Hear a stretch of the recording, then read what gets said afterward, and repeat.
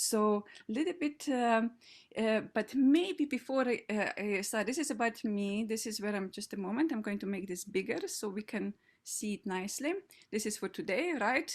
Mostly focusing on the theory and practice of student participation in the governance in higher education. And I do realize that not necessarily everybody among you is strictly speaking student rep, right? In a student government, that there's some student leaders as well. But there's some principles here about influencing the authorities and how to organize your own movement or your own organization that I think are broadly applicable beyond student governments and student participation. But before we go, I just thought this the moment, here we are. I just want to get a little bit of a movement going in the room, because otherwise I could have recorded this alone right here a little bit later on Sunday, not at 7 o'clock, and we would just post it. So I just want to start with a brief rose thorn butt reflection exercise for you to kind of ground yourself to be here in this space with this group of people right now. And I would like to give you maybe a kind of a minute to think about either a rose, a little highlight, success, something positive that has happened in your movement, in your student organization recently, a challenge you experienced, something very practical, or a but, a new idea, something that you are looking forward to. And I would like you to share one of those. It doesn't need to be all in the chat, so that just that we kind of get the first movement going. So I'm going to give you a minute to think about a rose or a thorn on a butt related to your work, in your present work, in your movement, in your organizations, and something to share with us in the chat, just that we see what is right now occupying your mind, what it is that you're thinking about, working right now, what is part of your life in your role right now. And it can be a rose, it can be a thorn, it can be a bud. So if you want, I can put the music on, or maybe not music, I'll just kind of give it a minute. Okay, I'll stop talking and I'll give a minute, and then I'm going to stop sharing and check my chat to see if anybody's bringing anything in already. Okay, people are still saying hello, so I'm hoping that somebody will start putting in just kind of something that is on your mind in your organizations now, something that you're working, a rose, a success, a recent success, a challenge, something that is really now that you're tackling. Sebastian, you can start us off. We know what the challenge is, right, that we are working on. UNESCO is the name of the game. I don't know if Indeed. I was about to write something like that. Please, we are battling UNESCO with the Global Student for a proper recognition of Student Forum, of a proper seat and the voice to Student Forum within the stale, we are recording this, but you know, sometimes not completely transparent or not fully democratic structures within the UNESCO. I'm going to be quite blunt here, even though we are on record, so. Okay, Emily is telling us about engaging new students, right? Mobilizing, getting fresh blood, getting people joining. Elijah has recruited 100 members for the Student Psychology Association. Well done. And that is really, this is what is happening. New people who are willing to spend their time, attention, being with you for the causes that you see worthy. Wonderful. Oh, Rose, Ellen is saying, Human Rights Commission paying attention to your campaigns. This is so very well done, an influential effort that actually had some impact, that you managed to achieve the goal of shaking them and getting their attention. So hopefully they'll follow. Wonderful. Challenge, Dr. Ayasu, funding to sell as well, because part of course, being together is just having some resources, right? And we know that people who have to work, and many of our students are working while studying, they might not have time that they and the leisure to be involved in the movements and organizations, because their time is really, their spare time is devoted to earning money that they need for studying. So there are inequalities of who can actually join the movement.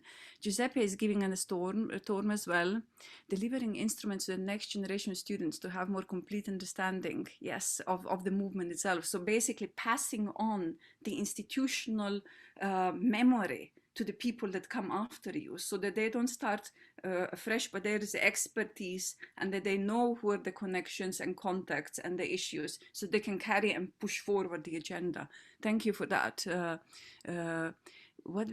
Getting Dr. Ayasu is swelling, so he's talking about Rose as well being recognized, affirmed for being a student leader, being recognized in that role, gaining legitimacy, if you like it, from your own internal constituency, from the people that you have mobilized, but also externally, from people that you are trying to influence. Leasing. Okay. Oh, leasing a social partner. So basically getting partners, right, to the student union in Kondo. Thank you so much for this, to share. So leading social partners, exactly, to support student unions in Congo. Thank you. Let me see what else. Shrinking. Alistair is talking about shrinking academic freedom space, and he will be speaking about that. So less rights to speak, of course, oppressions of student leaders in some parts of the world as well, students leaders at risk, so to say, of doing the representative activities. Thank you for bringing that to our attention as well. Tanguy is reminding us they are working with French presidency. They have right now ongoing presidency of the European Union, so the Council of the European Union, and they are trying to push in student and youth perspective into their work. Very important, because if they do, that means that the entire European Union is getting that perspective, and it's really kind of an important target point, because that's the moment when the flashlight is in France leading the European Union. Well done, Tanguy, kind of using that window of opportunity, or I would call it structural possibility for impact. Let me see a little bit more. Bismarck, he's reflecting 3 years in ASO, in All African Student Union already. And okay, and talking about in the past lack of communication between ASO and national leaders, but I know that Bismarck is now in the role as well of the communication officer. So there is work being done by ASO to keep close communication with the unions that ASO represents. So there is a really ongoing that you can get the grievances, that you can support them better, but also that they pass on and communicate what are the interests, what are the issues that they want to see addressed on the All African Student Union. So this is really, it's a kind of establishing two-way communication channels. Thank you so much for that, Bismarck. I'm going to close it here, because just in interest of time, but I really appreciate, and I am aware I couldn't affirm everyone in the chat, but we will keep them, and Sebastian is also monitoring, just that we are kind of grounded here with the issues, why we came here. Okay, and so thank you for that one. So from now I'm going to move now into the kind of more presentation, but thank you for energizing this group. Thank you for showing me that you are here with me, that it's not just little icons all over the world with the names. Maybe a little bit of a wave. Yeah, exactly. Thank you, Giuseppe. Give me a little bit of a wave so that I know whom I'm talking. Otherwise, yeah, Sebastian is there. Alan is waving. Anybody who can, okay, I get applauses. Jenna is there. Emily. I'm moving to second page, people as well, please. Dr. Ayasu is giving applause. Okay, doesn't need to be applause. Can be, celebrations or something like that. Just show me that you are here with us. Give me a sign, please, somehow, one way or another, camera on, off, whatever you want. Yeah, I can see things that, yeah, I like the celebrations, right? Thank you, Vijas, you just, things have moved very quickly. And Elisa, thank you. Yes, Alistair is giving me solidarity, right? Let's do that, Elena. This is also my chance to see all of you here, because there were few people put the biography, but not everybody. So please do these biographies. It will also help you to connect with each other. It's not just, you know, it's not just to keep there who is there, but then you suddenly see who are the people that care about the issues that you care about as well. Okay, so please do the little biography page, just to kind of, because we are kind of our little community now, people who will be together until the end of the year. Wonderful. Now we have done a bit of introductions. You have showed me you're here with me. I am going back to the slides and do a little bit of a lecture for you, just so that you know. Maybe usually what I do about the classroom is there's certain norms that I'm hoping that we would do together. One is usually in America, they say Vegas argument. Anything that happens in Vegas stays in Vegas. I like to use Chatham House rules, which means anything that is set inside our classroom or our space, it's not shared outside without prior consent of the people. This is just to ensure that we feel comfortable saying things without fearing that what we have said will go into the social media. I know that we are recording this, but I think Sebastian will only take my portion out that he will think that might be used by other people. But just that's something, just for us being comfortable to speaking out and sharing and chatting without fearing that it will somehow compromise us if somebody were to put our name with it and into the social media. So that one, acknowledging what other people have said, even if you disagree with it, when we have the discussion, challenging ideas and arguments. This is kind of my usual classroom norms. If anybody has some more norms, I would be very happy if you put them into the chat as well. Anything that you would like to kind of, how you would like to define us working together in this session, and maybe that could be also something passed on to the other speakers. If there are any kind of norms of classroom norms or our event norms, please put them into the chat. I'll give it a moment because I would like you to as well co-define the norms of us being together in this space. Looking into the chat, hoping that there is something, anything about norms of being together. How would you like, is there something that you would like to? You don't do this usually, huh? It's norms. Basically raise your hands to speak. Practical. Thank you so much, Bismarck, and do feel free to speak at any moment. Thank you so much for that. You know, really play. Let me see what we have. Okay.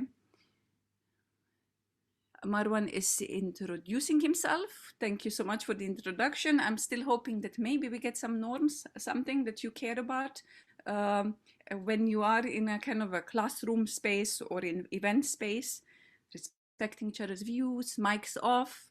Go, Rachel, thank you so much. Practicalities, that's fair enough as well. Practicalities are fine as well. So, okay, then we'll stick to my Vegas rules, okay? Nothing that is said here goes outside our space without explicit permission of the speaker. If you would like to post something or refer to somebody, what somebody has said. All right, let me then move on, please. And so this is the plan. I'm a little bit kind of a 10-minute-ish behind the schedule because I was doing a lot of introduction, but I wanted you to warm up and come into this space. But really what I plan to do is I'll spend the first part of the session, and it's going to be a little bit quicker, but kind of a general theories about student leadership and student agency. It's kind of a grounding the work that students do and the capabilities that students have to influence their environments within a specific institution or broadly within the higher education system. So I'll give you a bit of a theory, really just for the purposes of kind of telling you what it is that we researchers research when we research student representation or youth involvement, and what are some of the concepts that are out there. Then we'll have a little bit break.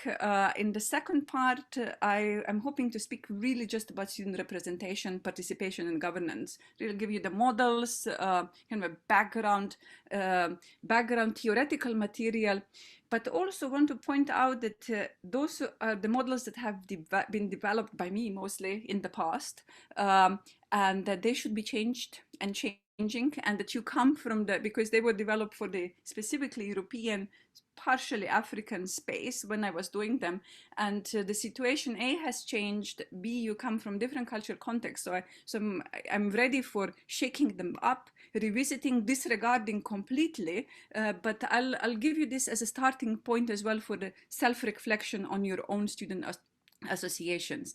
But my goal really is to kind of, as you see here, give you the student agency, present the models, but also especially, as I said before, draw on your experiences and on your expertise and enable at least a little bit of a peer-to-peer exchange, you meeting with other people, and enable some reflection, because lots of those things will be familiar to you, maybe just not from the kind of a researcher point of view that I'm coming to you today. And then I'm hoping to motivate you to do this personal action project as well. But we'll talk about it a little bit more later, and I have a little bit of a space for that. Okay, so learning objectives, like every proper master class should be doing, the expected learning outcomes, if you like it, the theories, the different type of associations, especially maybe I would say, so initially student agency leadership, then representative student associations, the key characteristics, models of representation within the institutional and within the national politics. But I also want to speak about autonomy, legitimacy, and change in student representative organizations or within the youth associations. It again, transferable concepts here. And then outline of your personal action project is something that I'm hoping you will have, even if it's just jotted on the piece of paper or in your mind, but I'm hoping that you will kind of define it for yourself for this academy for the next 14 weeks. And now I'm beginning, and this is where now the kind of lecture part starts, and I'll try to make it fairly short enough so that we can have a little bit more of the work. So student leadership and student agency is this first part of the module. While I'm speaking, I welcome questions, comments, reflections. If something pops into your mind, please put it into the chat, okay? Just if there is a question, immediately put it into the chat, because I will, after I do my first part, take a little bit pause and check if there is anything already, okay? So please use the chat for this purpose. I teach a course here at Harvard about student leadership and students in service to higher education. And I usually kind of start off with this definition of what leadership is. And I know that leadership kind of has a different connotation in different cultures. And in some cultures, you don't even use much of a term leader. Like in my country, it's kind of, we are so egalitarian, even the term itself sometimes tends to be uncomfortable. But at the end of the day, regardless of how we call it, when we think about the work that you do in your respective roles, it's really about mobilizing others to change things, or to wanting to struggle together for shared aspirations. This is from Kuznets and Posner's Student Leadership Challenge. Kind of put your attention, give your time for a cause together. And what we also know from the literature on student leadership is that it's not necessarily vested in formal leadership positions. It's not necessarily only in the president's role or the vice president's role or the secretary general's role, but that people can influence and have this kind of a leadership role as well in an informal context. We can do it at home, and I'm exercising, well, I have a certain position, but I'm exercising my leadership often with my children, and so do they against me within your dormitories. So without necessarily a formal authority. it is leadership. It's inevitably about relationships, right? It is about connecting with others. It is about understanding the others. It is about empathing the experiences of others. It's about engaging with others. And it's not something that one is born with, right? It's not a set of skills that you're born with. But it's something that we all continue to develop. Again, regardless of the roles we are in, but it's something that you can develop, you can nurture, and you can help others develop as well that are part of your movement or your organization. So it's really about serving, right? Leadership is at the end of the day serving, because you're not acting only in self-interest, but you're acting in the interest and the service of other people, or it's in a sense of a public service. It's also about the stewardship of your own student movements, the ideas that are behind your student movements. It's about listening. It's about commitment to everyone's growth, self-development. So everybody within the movement and associations, people should not feel worn out. They should feel they are growing as well personally with the movement in a sense. So this is a little bit on the student leadership. But also, yes, I say here, it's about honesty and transparency, right? It's about sharing honestly, transparently about the agendas, the partners that support that. It is about trust, and it's about empowerment, empowerment of the movement and association, and about people that are part of it. So this is kind of a basic things. Here are a few things that Kuznets and Posner, who wrote this Student Leadership Challenge for the Americans, so they do the American way with 5 things and things like that. I'm not too fond of it, the kind of commercializing the whole student leadership development. In a sense, that's their approach, but there are some of the ideas here, the kind of 5 practices of exemplary leadership that I think that resonate, and even resonated with me when I was reading the book. Modeling the way. So your values are shared values, acting on values. So in the way, not expecting of others to do something that you are not willing to do in the same position, inspiring a shared vision, creating this narrative of imaginative possible future for the world that you're trying to influence, or for your association, or for your country, and creating this imagery for the people that you're trying to mobilize.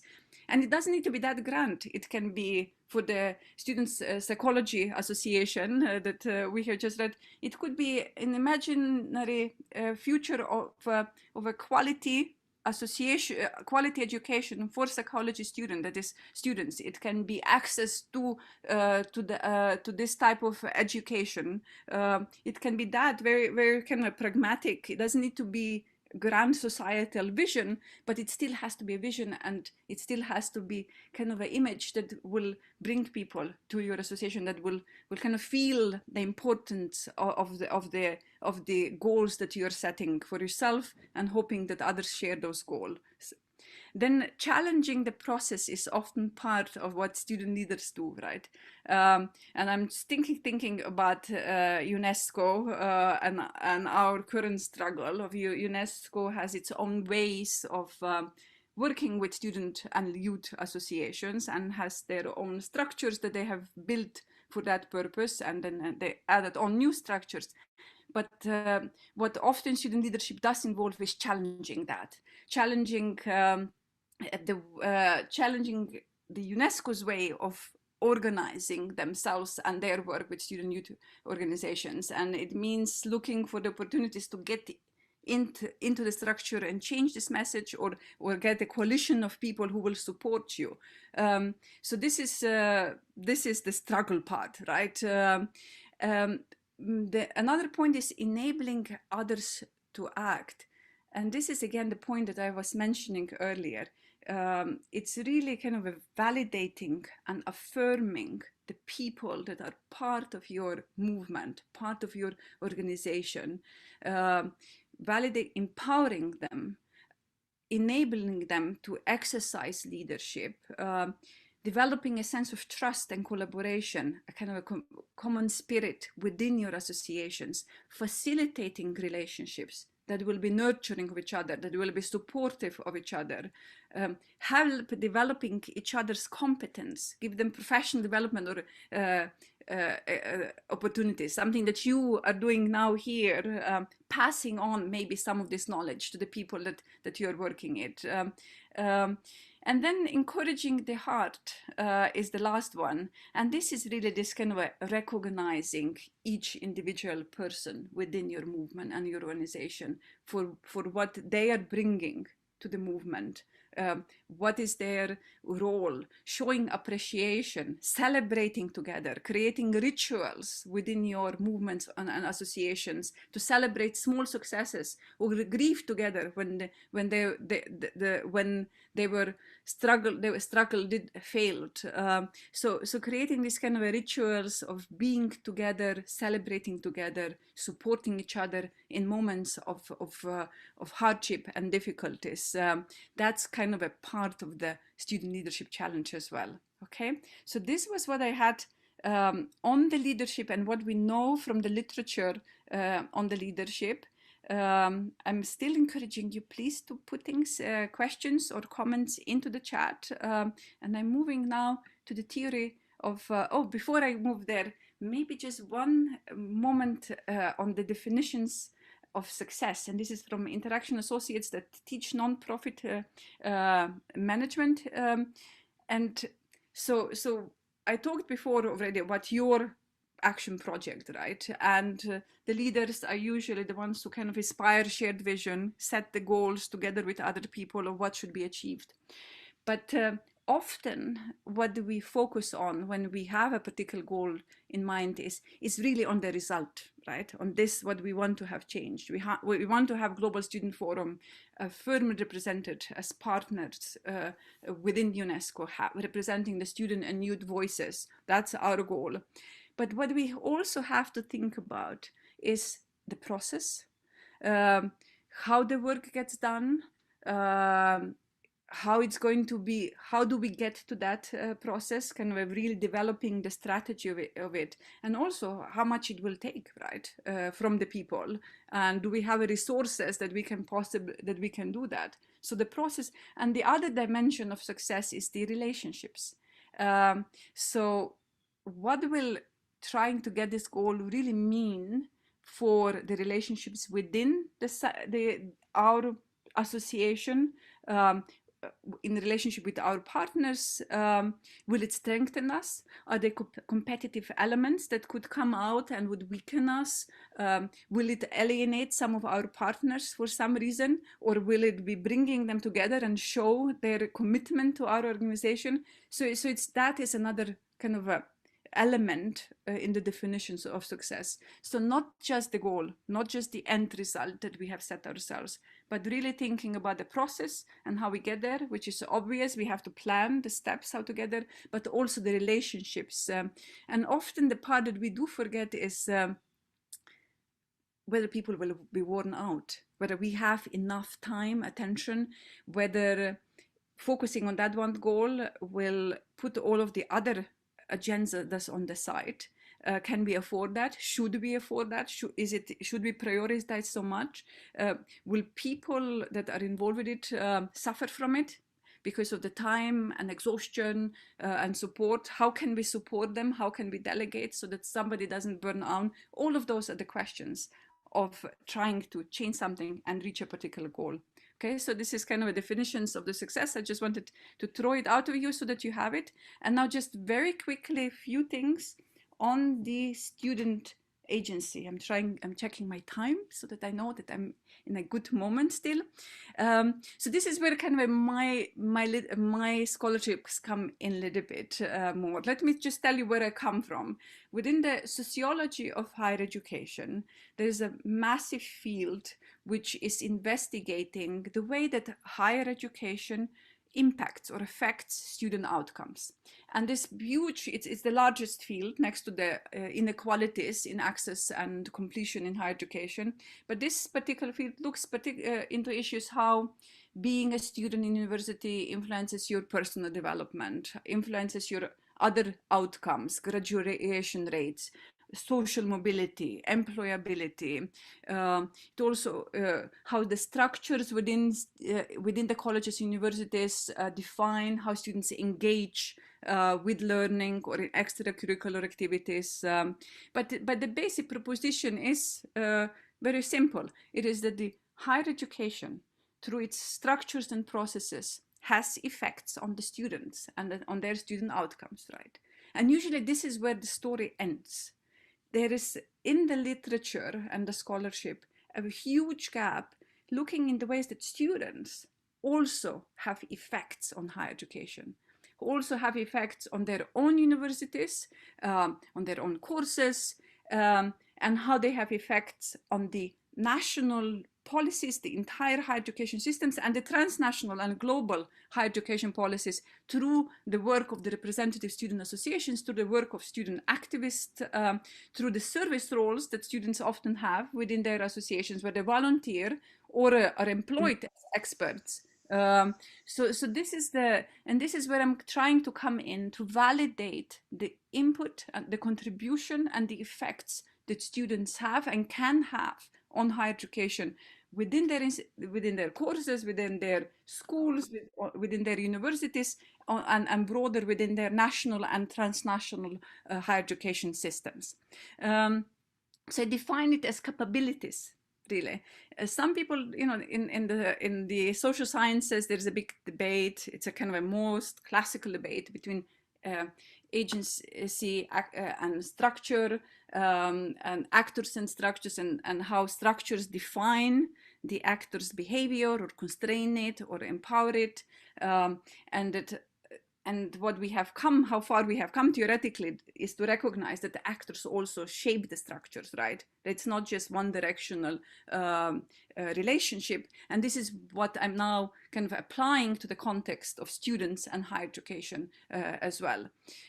So students have capabilities to influence their environments, either on the institutional or national or transnational level, and their own education pathways.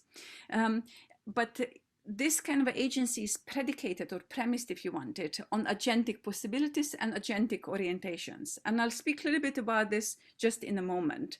If you just think about agency, the related concept would be empowerment.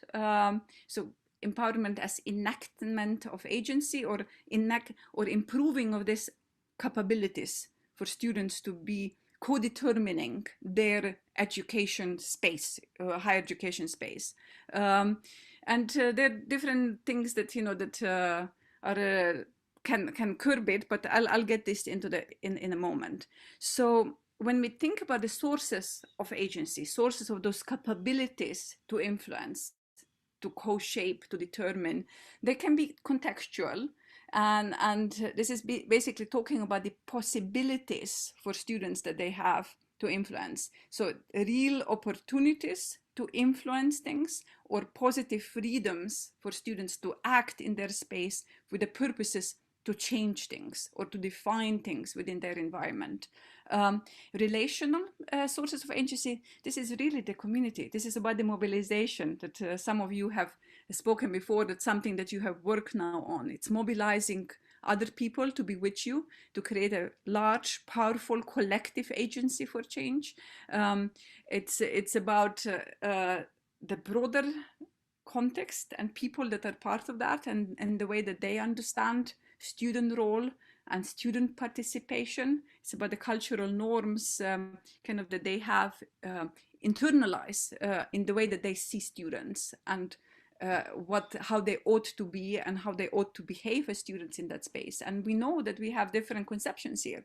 We have some universities accept students as partners, and this is very present in their way of doing and in the way of thinking about it.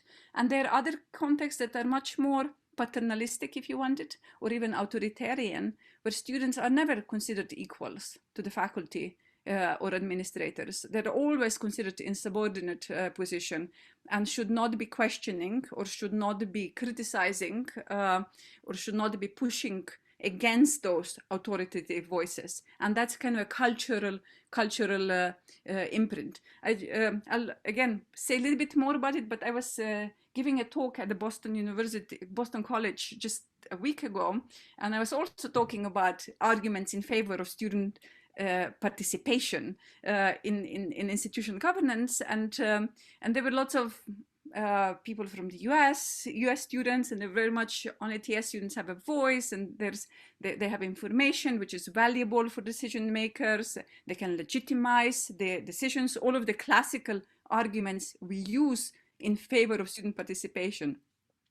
And then I said, okay, let's talk about the negative case, right? What would be some of the issues that you can raise to speak the not involved students or not fully involved as a partners? And there was a gentleman who was coming from Asian space, and I'm not sure about the country exactly, but he was saying, well, you know, students don't know that much. How can they be partners? They just don't have the knowledge.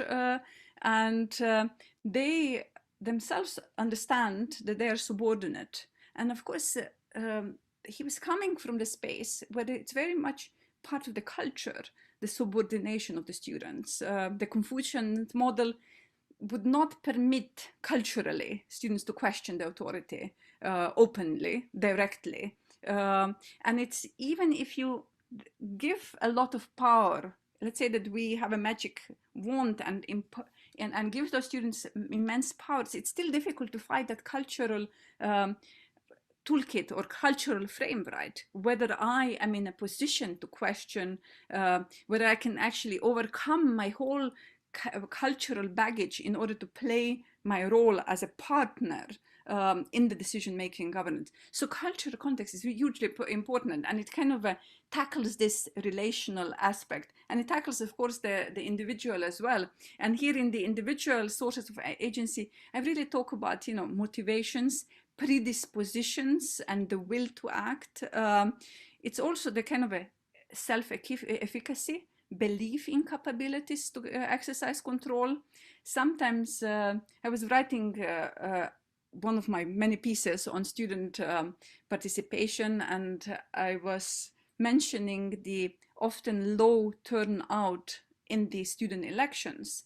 And I was kind of discussing with my husband, who is a philosopher, and I was thinking, so how can I, you know, go around this? And he was saying, well, if students do not believe that a student representations, a representative association has a lot of power to influence, they will probably be more reluctant to be, you know, bothering even to vote and cast their voice in those elections, because they do not kind of see the legitimacy or the power of that association. So it's really this kind of it can be the self-efficacy belief. It's important. It's important also for mobilizing people to come to the elections or to be part of the movements if they are not convinced that there is at least some efficacy, some capability to exercise influence within the movement itself. Belief in its own competence, time to engage. I mean, that's one of the issues that I wanted just to kind of throw out to you, whether people have the time to engage when they also have to, not just when they study, but when they also often they have to work while they're studying to supporting themselves, and how to kind of overcome and address those potential inequalities in access to student leadership positions. Okay, so this is this. I'm moving very fast now. Student agentic possibilities deals with this question of having effective opportunities. Everything that is written down in higher education laws or in statutes of your universities that defines student participation in governments, it creates agentic possibilities. And here we talk often about different degrees of involvement. Either students are involved only as a data source, so the university is just surveying students or just does course evaluations, and that's the only kind of a input that they are willing to take into their decisions. Or there is a consultation like here at Harvard, where students don't have formal seats, but the deans would call them to consult them on some new initiative at their will. and usually with the full discretion of not to ignore student concerns if they choose to do so. So it's a very kind of a corporate structure with a very little formal agentic possibilities for the students.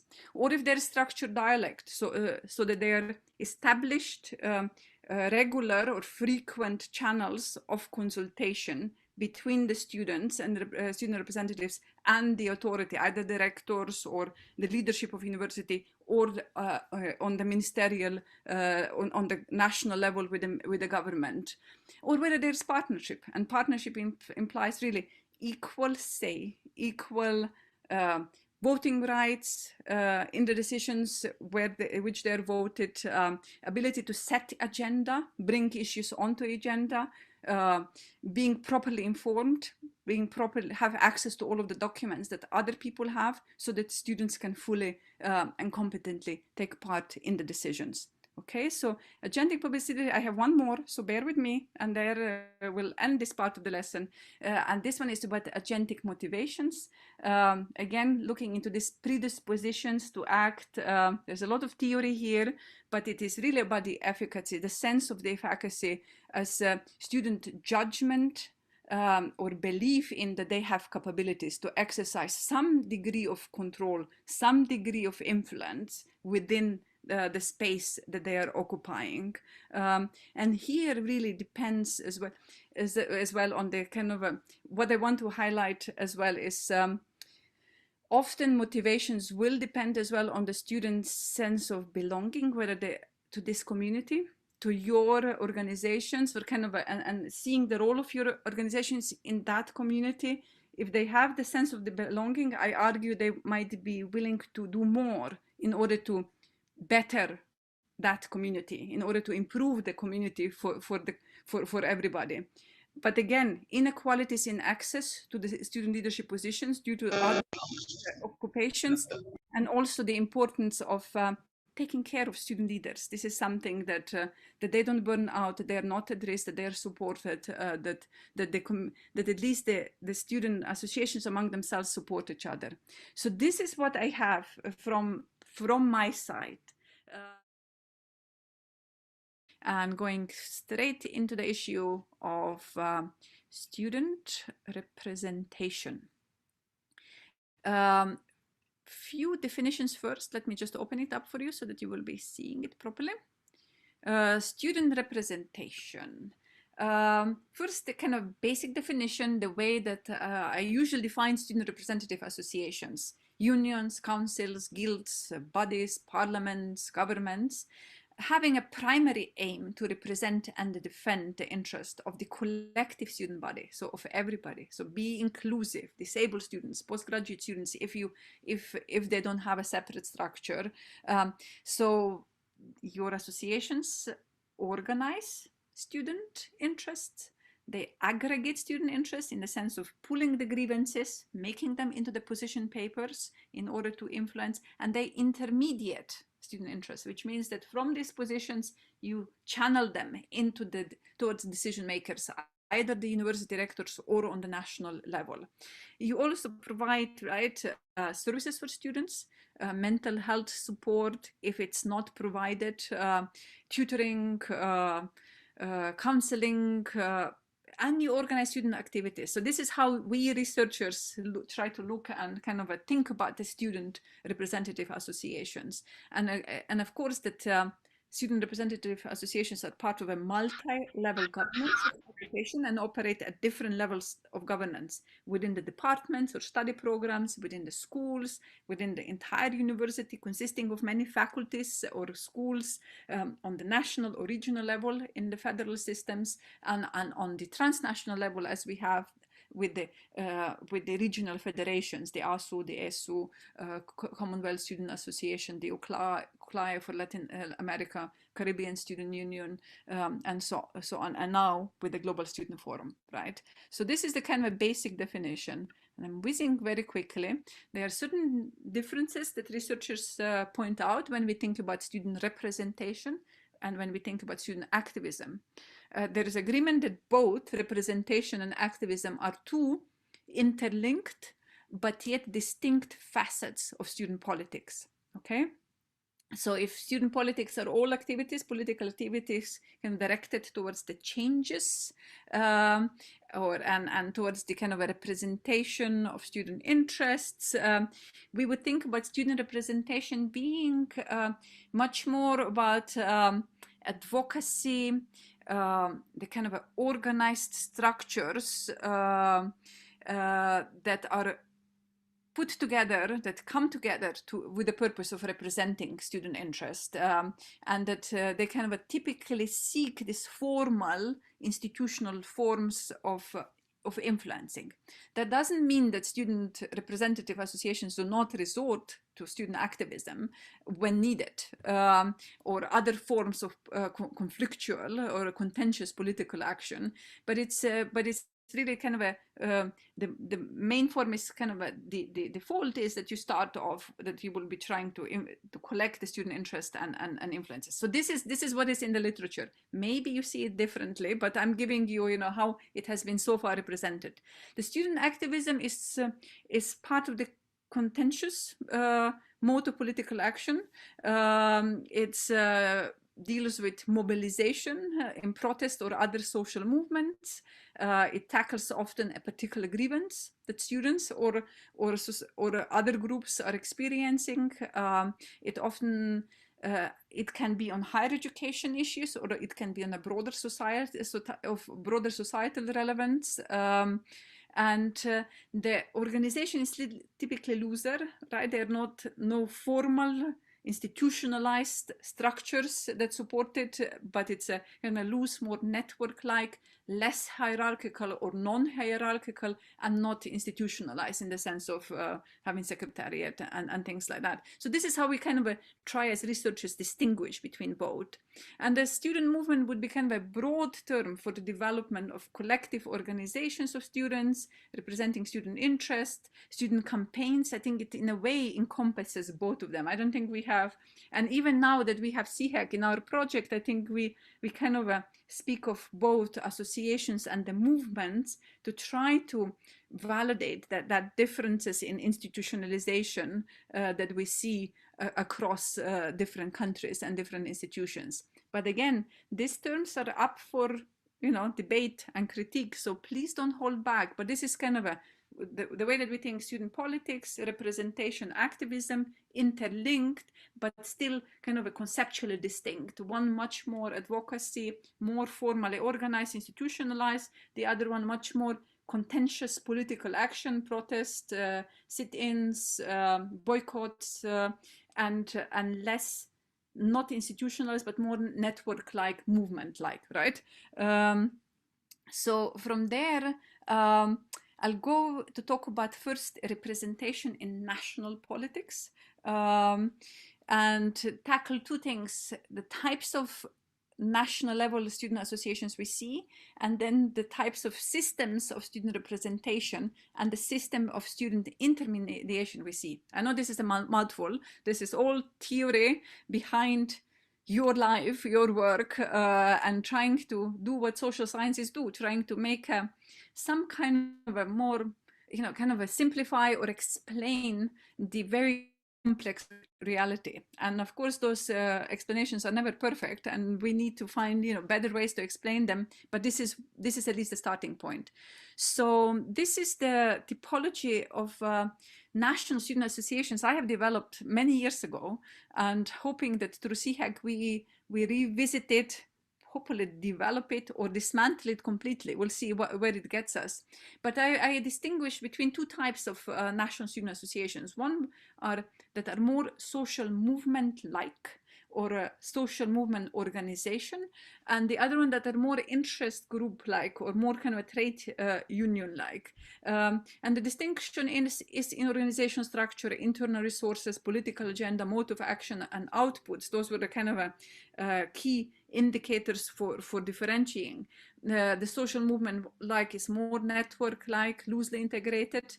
The other one is more hierarchical ordered, has strong institutions, that are developed, and has a kind of a centralized coordination. There is an executive committee or the presidency, and then there are different subgroups or working groups, and there is an assembly, and often within its structures, different working groups are functionally differentiated. So somebody is social affairs, the other one is corruption, the third one is student rights, etc., academic issues. Whereas in network, in the social movement organizations, they might be, one issue might be kind of a more encompassing, or this kind of functional differentiation, at least structurally, would not be so visible. Differences in internal resources, whether the funding, how secure the funding is or not, whether it has professional administration, secretariat or not. Again, the difference between movement and organization. Political agenda. Here I'm not completely certain, because there's lots of fluctuations, but the movement, at least that's what I argued back in the days, was much more transversal in the broad political agenda, whereas the interest group ones were more focused on the substance of higher education, but could have also dealt with broader political issues. And I know that in many student associations, that is a debate, right? Are we focusing on higher ed issues only, or are we also speaking about other political issues as well? Again, think about it, this was done for the context mostly for Europe, so it might be different in other spaces. So please do put into the chat if it doesn't work for you. I know that our colleagues from Italy that are working on the CHEC project have added this kind of syndicate type, kind of an in-between that works in France and also has some reflections in Italy, and that's very interesting, kind of a more in-between, and that would be something where we can add this and change and revisit this model as well. Outputs is also movement, like it's a mobilization capacity, how much you can actually mobilize and how many people you can mobilize for the grievance in the political action, whereas in the outputs in the interest group are much more being representative, expertise, information, implementation capacity if you're working on projects that were commissioned by the university or by the government or somebody else. Again, so this kind of mode of action, non-institutional forms of claim making, we call it fancy in the literature. Protest, boycott campaigns, more typical for the social movement organizations, lobbying, political advocacy, services, doing projects, more typical for more interest group like student associations. Again, remember, ideal types. Your reality is somewhere in between, but we, for the purposes of a social science kind of research, try to delineate it in order to bring some clarity on a very complex social reality. Moving from here on is the typology of the national systems of student representation. This question poses, who is there in the national political space representing students? And what are their relationships to the government? Okay. Here I'm listing only two, but they should be really three if we look at globally. Again, because I was looking here only on the European context at the time. One is the neo-corporatist model of a state-student relationship, if you it usually says that there's a limited number of student associations representing students within that national space, and if they are more than one, they would be functionally differentiated or territorially differentiated. I'm thinking Finland, they would be SUL representing universities, and they would be SAMOK representing other types of higher education institutions, universities of applied sciences, polytechnics, okay? So functional differentiation. Or maybe they would be two, one representing undergraduate students across all of the public universities, one representing postgraduate students. Again, limited number of intermediate associations. That is different from the pluralist model, where you have many. Many, it can be either those that are active on the institutional level, because there's no national platform, and those on the institutional level compete for a monopoly of student representation against each other, or sometimes cooperate on some issues, but there's not one single one. No one single association has this kind of a hierarchical control over the others, right? So there's not a clear hierarchy. It gets complicated when you have kind of a youth council structure that is also populating the domain of higher education, and thus advocacy on the issues of higher education. And then you are there as a student representative platform with other types of youth associations, and it's a question who does what, and whether it's a more neo-corporatist or pluralist system. Probably more neo-corporatist, but we know that the hierarchy then starts with the council, with the national council rather than with the national student union.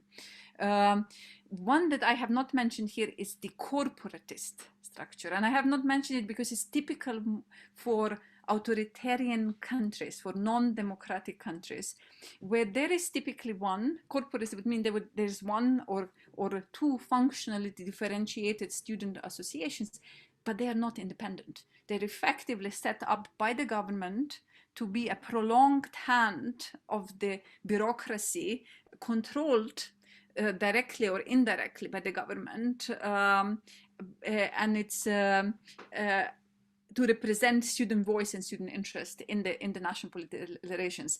But it's not a independent autonomous one, right? So this is the kind of a main difference with a neo-corporatist, which presumes that national level student representative association is going to be democratic, run by the students, independent in its decision making, not interfered with from the government in any way. And then the second point is about relationship to the state, and whether the state recognizes student associations or not. Oh, I just realized I'll have to take a quick break. Just a quick break because I need to move to another space. I got, so give me a second and you can read this, but I'm going to just for a moment move.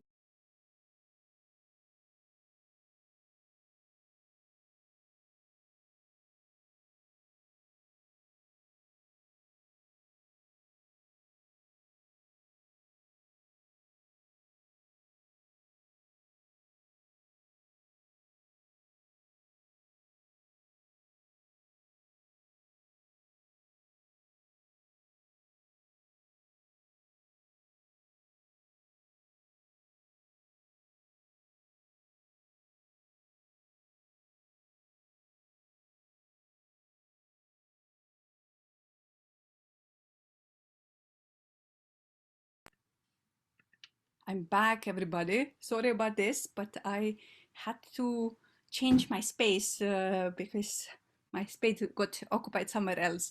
So I was going big into the discussion of the typology before of the systems of student representation. And the second question was really about the recognition by the state, okay?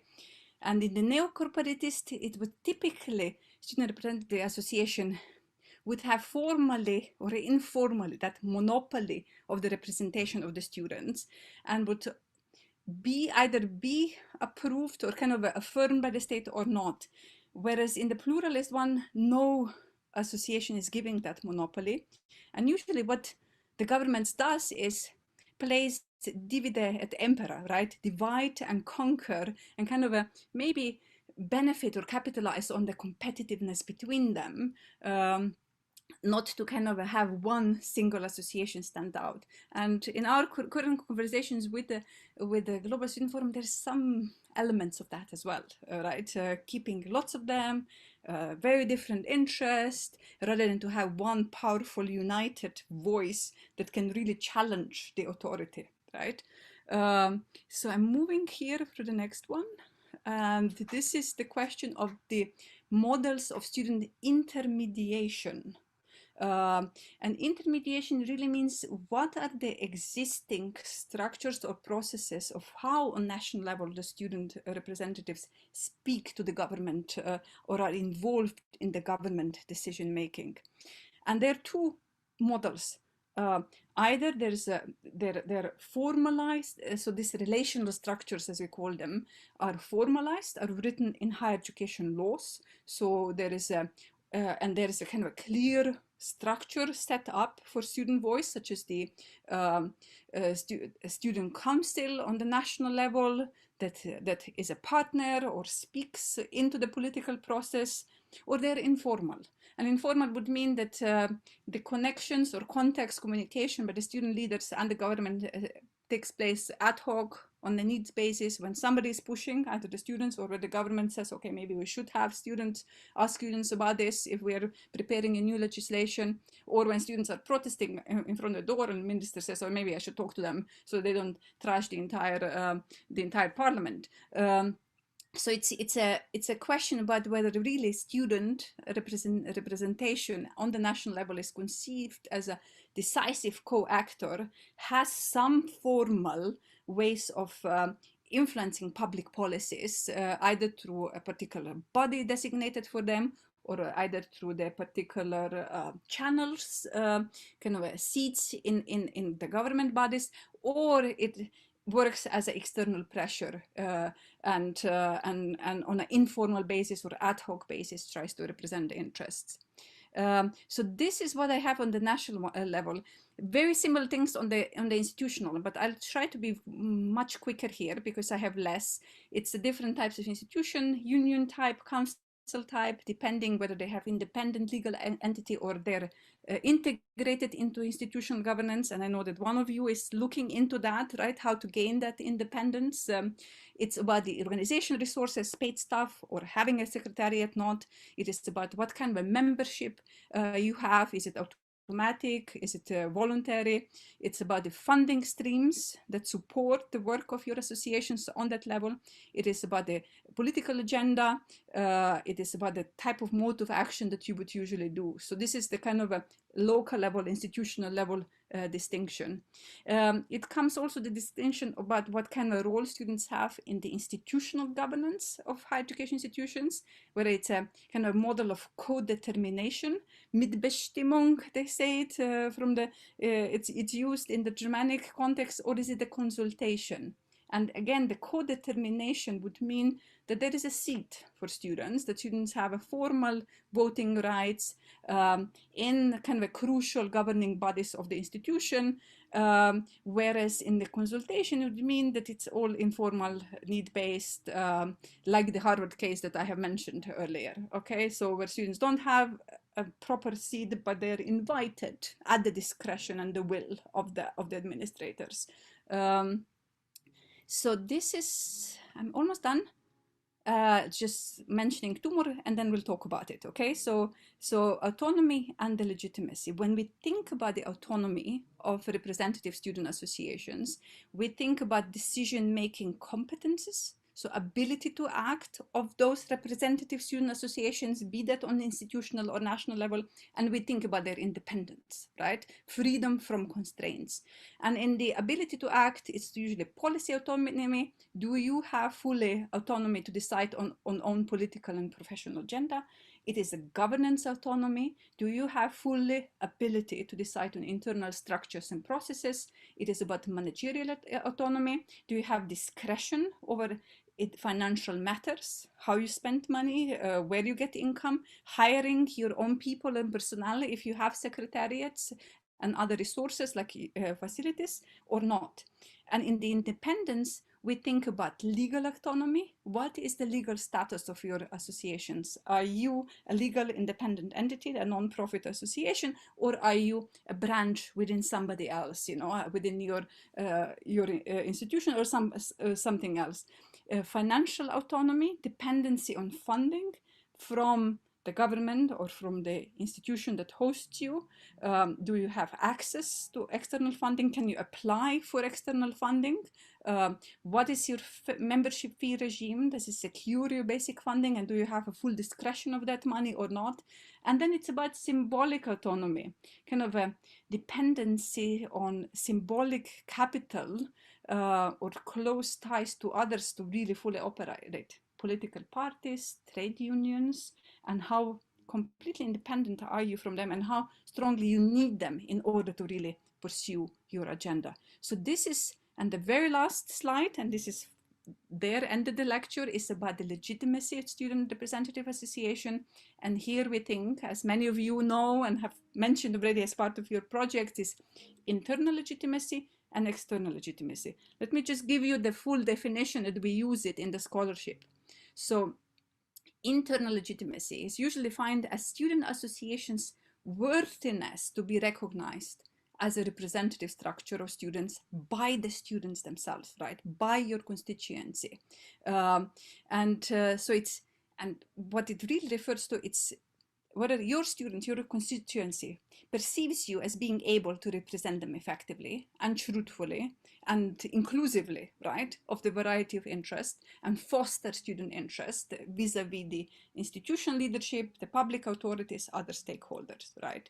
And some of the criteria for the internal legitimacy are the good governance, no corruption. We have a project here on corruption. It is about democratic, structural, and procedural issues. So the democratic structures, democratic procedures, openness to all students, being really inclusive of the entire student body that they claim to represent, symbolic autonomy, so perceived as being autonomous rather than a puppet of somebody, the government or political party or trade union or the institution, the expertise that it is, and the trustworthiness of the student representatives, right? So this is for the internal legitimacy. For the external one, it's similar issues. It's about student associations' perceived worthiness to be recognized as a representative structure of the students by the authority that is trying, and partners, other stakeholders that is trying to influence. And here often what is the focus is really perceived ability to competently engage in decision processes, but also representational capital, right? Is this really a representative voice of the students? So criteria for looking is, it is representativity, it is good governance, it is the expertise that students can bring into the decision-making processes within institutions or the policies, it is professionalism, it is constructivism.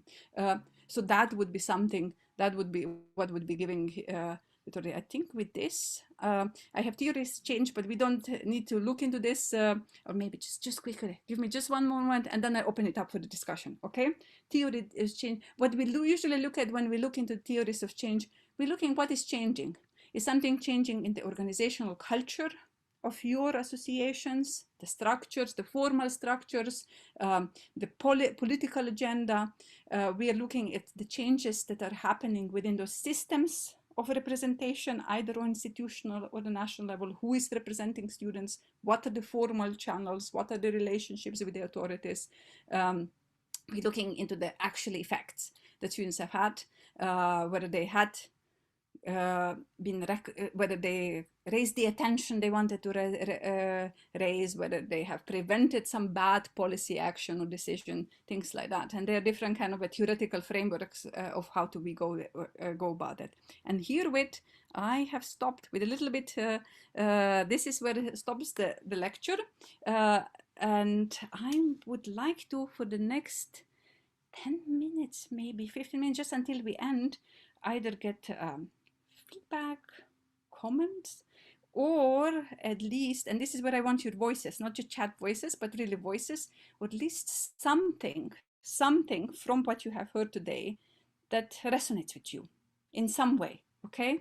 So I'm going to give you again a moment, maybe actually 3 minutes this time, with some music on, where I'm going to be asked you, because there is a music teacher in my study right now with my child, so let me give you some music, but not there. You don't want to hear that music, trust me. So I'm going to give you something else for your reflection on things that that resonated with you today. It can be also kind of a push back on what you have heard, something that works differently in your context.